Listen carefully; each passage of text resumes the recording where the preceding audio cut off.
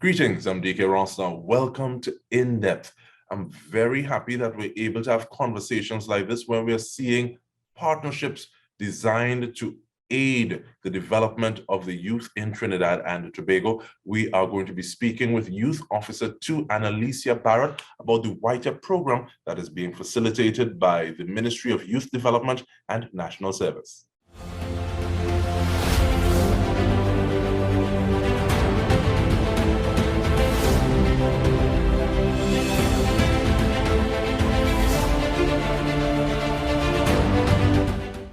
Hello, Ms. Barratt. How are you doing? Hi, I'm fine. I'm good. And thank you so much for making the time. I want to find out a little bit, though, in terms of the youth policy and how it ties into this partnership with YTEPP. Okay, so the National Youth Policy goes from 2020 to 2025. So it's 5 years. And within the first pillar of the National Youth Policy speaks to economic participation of young people. And by having this YTEPP partnership, which is training 100 young persons in barbering and hairdressing, we are offering them to be able to become independent entrepreneurs and be able to earn an income for themselves. Thank you so much. And what went into saying, okay, well, YTEPP, that is the partnering agency that we want to reach out to have this done? Well, YTEPP is already have the certification, so they can certify participants with the CVQ certification.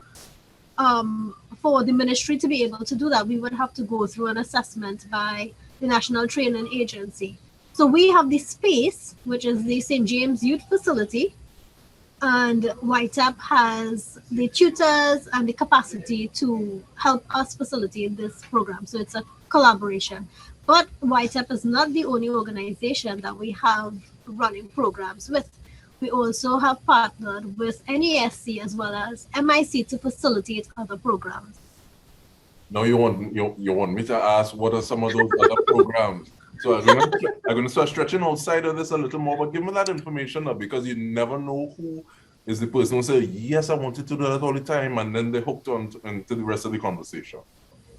Okay, so with the National Energy NESC, we have our All Set program, which is heavy equipment training, as well as we have our Amplify program, which is music production. And those are currently taking place at Woodford Lodge. The heavy equipment training is taking place at Woodford Lodge in NESC as well, and the music production is also taking place at the Cuba campus of NESC. But it is a partnership between the Ministry of Youth Development and National Service and NESC. I would like to say that we had 5 cohorts of those 2 programs already. So we are finishing up the 5th cohort. And one of the reasons I appreciate speaking with you so close to speaking with your partner, with your colleague rather, Mr. Thompson, it feels almost as though a MYDNS mini-series that we're running, is that you get to build from one conversation to the other. So when we spoke with Mr. Thompson, he was talking about the fact that the project that he has responsibility for, it was massively oversubscribed. You have 200 people, but but people in the thousands actually apply. And how do you decide, okay, well, these are the things that we're going to go into? Music production, barbering, taking care of hair. How do you decide, okay, well, these are the courses that we're going to go with at this point in time? What was the process of deciding? So we have youth development associates, and they are our persons on the ground.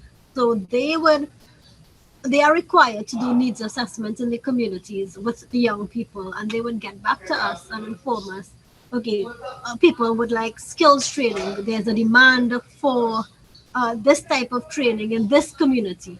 And so then we would now partner with the agencies to deliver these courses. So it's really done on a needs assessment.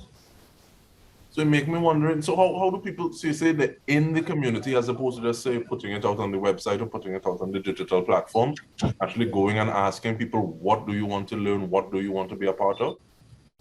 Yeah, so the youth development associates, they are responsible for doing that. So based on data collected, on the feedback we would have gotten, what for employment and what it is in the field that they are looking at. And then we are the experts, so we would try to deliver on what exactly is requested of us. And I know there's actually the word youth in the name of the ministry. But how do you go about saying, okay, well, this is the cohort that we're dealing with? You talk about 100 individuals. How do you decide, okay, well, this is the 100? How do you decide on that? Well, we target young people between the ages of 18 to 35. 18 because for most of these courses, we have to get parental, well, not parental, but there must be stipends and different. So there must be a set for adults, basically, who can be employed.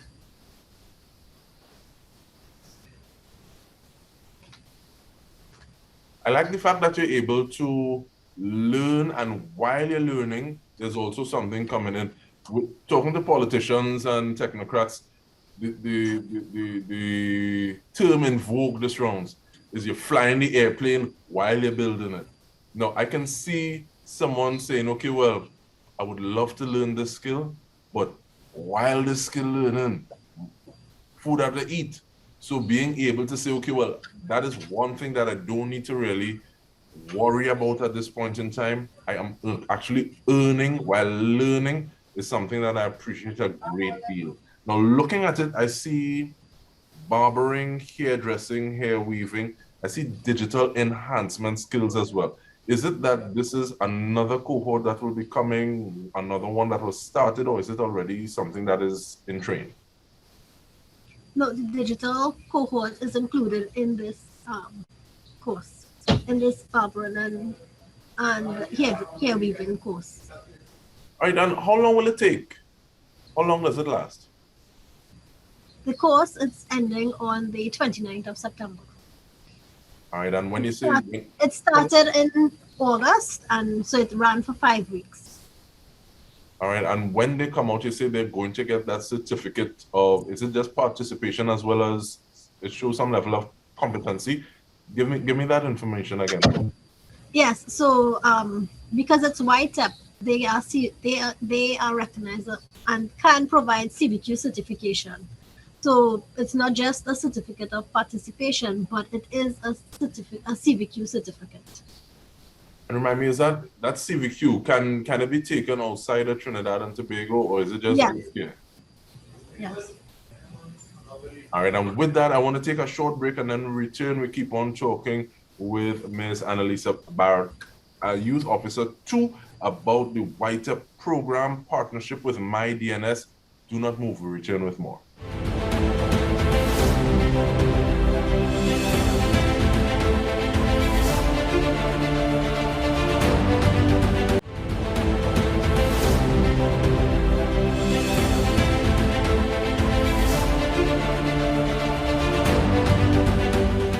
Welcome back. We are going in depth on the fabulous work being done by MYDNS, the Ministry of Youth Development and National Service. We are speaking with Annalicia Barratt, a youth officer 2, about a partnership, a YTEPP program. And just before we go further into the conversation, Ms. Barratt, just give me that information again in terms of like the cohort. Who it is you'll look for? Because I know sometimes you'll maybe looking for individuals, but I know sometimes people are also looking for courses like this. So how does that meet in the middle? So we usually target young persons that are transitioning from secondary school to the world of work. So that is one of our criteria in selecting persons. And normally those persons are between the ages of over 18 or 18 years of age, and they are transitioning from secondary school into the world of work, that cohort of young persons. And I look at the fact that, so once again, I hark back to the conversation I recently had with your colleague, and he said at that point in that course is being implemented virtually. This one is being implemented physically. And just remind me of those locations, please. So this is only at one location right now, which is at the St. James Youth Facility. And that is on George Cabral Street in St. James. So it's right behind the cemetery. And it's Monday to Friday and some Saturdays. And was the location one of the deciding factors in how it is you go about choosing that 100? Yes, so because it is in person, we try to target young persons within that community. So there will be access to the facility. It will be easier for young persons to get there, proximity, time, that kind of thing. But it's not exclusively for persons within that catchment. If you are willing to travel to get to St. James, then the course was also open to you, but it was not definitely just excluded to those persons. And with that in mind, is it something that you do to kind of move the courses around? So at one point in time, you have it in St. James. Another time, you may have a similar course at Woodford Lodge or another of the YTEPP areas or locations. And is that something that you try to do, rotate the geographical area that you have these courses? So at the ministry, we have youth centers or youth development centers. And so we run these courses we implement these courses at these youth centers. So right now it's at the St. James Youth Facility, which is one of our facilities. This is just a pilot. So the ministry has 6 facilities, and soon we will be able to have it at the other facilities. I really like the fact, Ms. Barratt, that MYDNS is not trying to reinvent the wheel in certain ways. In terms of you going out and finding, okay, well, these are the areas of interest. And then you're leaning on a body like YTEPP Limited that has over 30 years of experience, which may be older than some of the individuals who are coming into its doors to learn to better themselves. And it's almost as though you're banking on sureties. What's the significance of being able to say, okay, well, YTEPP, who has this established legacy in Trinidad and Tobago, is one of the partners of the ministry? Well, we have the ministry has the space available, and YTEPP and NESC and any other partner that we may have, they have the skills and the capacity to implement. So that's why we have a collaboration. It will be a long process for the ministry to go through to get certified and to be able to go through that process. So if we can have the space and we find the participants, we liaise with the young people, we know what the young people want in these specific areas. So we will have that program, that specific program at that youth facility for those young people. And I really like the fact that this is also happening in the context of a space where nobody has as much resources as we would like to have. So that the resources that would be taken for MYDNS to get certified, to be able to do this on their own, even though you already have the space, can be better used to facilitate something else. Why try to create this sort of distinction and once again recreate the wheel? But 5 weeks, life-changing experience for many. What next after this? Can that certificate be used for something else apart from just being used outside of Trinidad and Tobago? What is in store? Is it that the persons who get through with this course may want to do another course through MYDNS? Is that a possibility? Yes, that is a possibility. So we also have, so for example, Mr. Thompson would have spoken about the social trending program that we have. And that program can help these young people that are doing this program. That program speaks to managing your social media pages and your whole social media network. So it's interlinked. So when you complete this, you go on to be able to manage your social media, to get clients, to build your clientele. So it's not all the programs are not ad hoc. They build on each other. So you can start with this program and go to that social trending program. You'd have an idea of how to attract people to your business. I really appreciate that fact that you say, okay, well, it's not ad hoc and these things can build on each other. And even looking at the time frame, 7 weeks, 5 weeks, is not the longest period of time. And it also helps to have a level of engagement, because when you have 100 people, and it's not 100 people doing the same thing at the same time, but how is it split though? Because you said, yes, there's the digital component, which is part of it. You said there's the barbering. Is it that there's split evenly across those things? Yeah, so what we have is that it's 25 persons in a class. So it's 25 persons per classroom. So we have 50 participants doing barbering, and the digital component is compulsory for both barbering and hairdressing. So we have 2 classes of 25 doing barbering and 2 classes of 25 at hairdressing and weaving.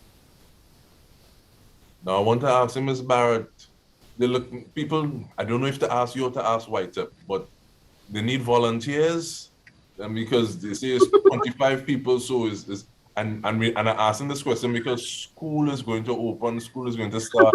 Sure, mommy, uncle, daddy looking for the child to be looking well snazzy before they go back to school. So, or even if school has already started. So what is the process like? Can people volunteer the child? They say, yes, practice on him, because they have they also have the lecturers who will be there to help clean up any mistakes, literally. Yeah. So yes, the volunteers are required. However, I'm not quite sure how they would have to contact the participants in the class, because models are needed for the classes. And definitely, I think that is a question that we should also have on continuing the conversation, doing really good work. But I want to thank you so much, Annalicia Barratt, Youth Officer 2, looking at the YTEPP program being facilitated by MYDNS, the Ministry of Youth Development and National Service. And on behalf of the entire team here at TTT, I'm Dike Rostant. This has been In Depth. Thank you so much for joining us.